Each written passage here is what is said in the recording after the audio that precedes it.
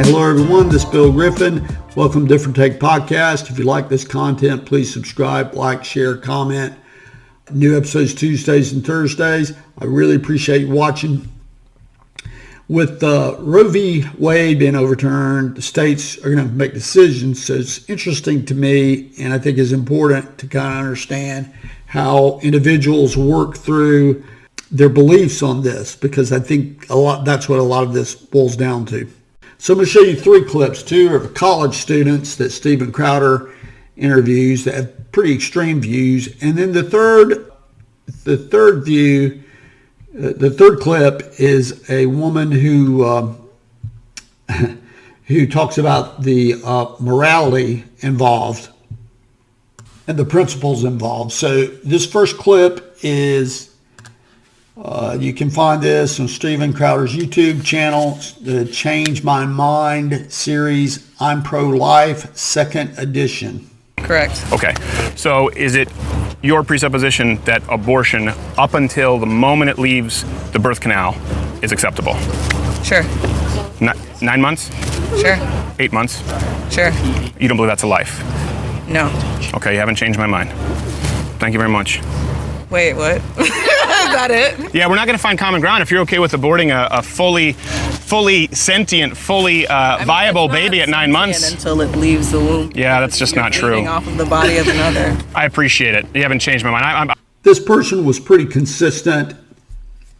The woman's right is supreme. I do not value this. Their logic is this wasn't a life at conception. It's not a life at 9 months. I think one reason that they do that is to overlook the terrible thing. In other words, who wants to be in favor of killing an infant? But it's not an infant because it's not born yet, even though many children survive being born at less than 9 months. This is a little more extreme view. This is also Steven Crowder, Changed My Mind, I'm Pro-Life, the fourth edition. So it's easy to find if you want to look it up. Here it is. Where they actually voted against it, where if a baby is born and has survived an abortion. So this is even after your point, which I think is pretty extreme. Yeah. I think even most pro-choice people here wouldn't be okay with abortions up to 9 months. But what about after a baby is born? Let's say it has difficulty breathing. Then it's alive. Okay, even if it can't breathe? If it's on, like, I was born and I had difficulty breathing. Mm-hmm. So why wasn't it okay to abort you? Because my parents didn't want to. But if they wanted to, that would be okay? Yeah. All right. Well, I'm not convinced. Okay. I appreciate it. I just think that's an extreme example. Okay. But I appreciate you being completely honest. Okay. I just don't think, I was hoping we can find some common ground, but if you think that your parents can abort you after you're born just because they feel like it, good luck. I think same thing, very consistent. If you're going to say that it's not life at the beginning, you're not going to say that at the end. I think that's the way this person approaches this. Not to say that they think it's a good thing, but if the woman's right is supreme, it's supreme from day one till 9 months. This next clip is sort of a thought experiment that a gentleman named Peter Boghossian, you spell that Boghossian. You can find this on YouTube as well. This is a sort of a thought experiment. And this is from an episode entitled Dartmouth College, My Body, My Choice for Vaccines and Abortions. This woman is going to talk about the principles involved. I'm getting the sense that your argument perhaps comes from a place where you're not entirely comfortable with abortion. You're someone who thinks a fetus has a high moral value, not a low moral value. Is that a fair? Yeah, I think so. Position? Okay. So then I would just fall back on you're welcome to, like, that's your value. Those are your morals, your values, and that's great. But we as a society, we don't have a societal consensus that fetuses and embryos have high moral value. Most Americans actually think that fetuses and embryos have much lower moral value than living sentient people. And so we shouldn't establish a policy. We should establish a policy that's more based on our consensus than that's based on your personal. So I'd like to ask you. So in this clip, this woman she's not talking about the woman's right to obtain an abortion. She's talking about the value of the unborn child, which she refers to as fetus. And a lot of abortion rights activists, they hate the term unborn child, but it's kind of silly to hate that term because that's what it is often referred to.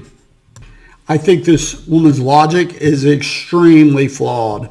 I think she's way off base when she talks about, well, there isn't a consensus. The first thing she says is that, or one thing she says is that an unborn child has less value than a child out of the womb, is that it's not a sentient person. That's an argument other people make. Maybe she's not specifically making this claim. It sounded like that to me. An unborn child at 7, 8, 9 months, they can't perceive or feel things. They're not aware or responsive. It's just, I don't think any reasonable person buys that. So in the first two clips, that's not their argument. Their argument is that doesn't matter. The mother has the right to abort the child, period. But in this case, she's making an argument that, in her words, the fetus has less value than the infant. And that society, as a consensus on this, well, she's probably including many people, members of society that do not personally know, will probably never meet the family of the parents, have no idea that this occurred. If a tree falls down the forest, can you hear it or feel it? So they may not be sensitive to this. Their principle maybe, it doesn't affect my life, so I don't hold this in regard. I think there's a wide consensus that the pregnancy is wanted. The family wants the pregnancy. Then the family members and the friends, anyone that supports this individual, the individuals that know this individual, they are going to be very supportive, and they're going to value this, as this lady says, fetus, unborn child. They're going to value that pretty highly. And so I think she's only referring to unwanted pregnancies, but what if the unwanted pregnancy is carried to term? Those individuals that know this person, wouldn't they also value this, place a high value on this? The question is, do people place a high enough value on this to support laws that would restrict? And as in Roe v. Wade, they're very clear that the rights of the unborn had to be balanced. But many states will not do this, I don't think. I think they'll be in the minority, but they will have very few restrictions because, as I said, it's kind of callous, but a lot of people may just believe, well, there's too many, we have a big population. There's plenty of people that live in my city, and there's foster care, and there's all kinds of things. And if the woman doesn't want the child, that's good for society. And that seems to be a common theme in leftist states that'll probably have very few abortion restrictions. There's also the matter of she doesn't place any more value on the unborn child that is at 8 months, as she doesn't make a distinction between 8 months and 2 months, which I think most people view this quite differently. The polls are pretty clear. I've shared them in other episodes. So the bottom line, as far as, I'm not saying I agree with this, But I think most people will go along with the political thing that legislators will do. Even those Republicans that claim they're pro-life will go along with first trimester abortion rights and some other restrictions like parental consent or parental notifications, ban of government funding, and that sort of thing. And then there are others that will be wide open. So each state will get to decide. As far as my personal opinion, I would have very difficulty, assuming that I knew how to perform the procedure, had the skills and knowledge in actually performing the procedure. Because there's three parties here, and I think that's often forgotten. There's the unborn child, the mother, and the person that will perform the abortion. So even though the mother wants the abortion performed, if a law prevents that from being done, because that person has to do, that is an act. And as I said, could you do the act? And you may say, well, just because I won't perform the act doesn't mean that I should stop other people from doing that. And I understand that, but it depends on why. If you have a moral aversion to this, not sound pious, but I just don't think I could do that. And I think many people share that belief. So I would be on the side of should be protected from conception.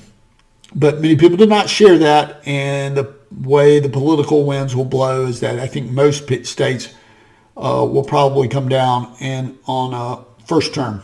And we've talked about the laws in Europe, and they kind of, most of them fall into that category. But that's my episode today. I appreciate you watching. If you like this content, please subscribe, like, share, comment. Thank you.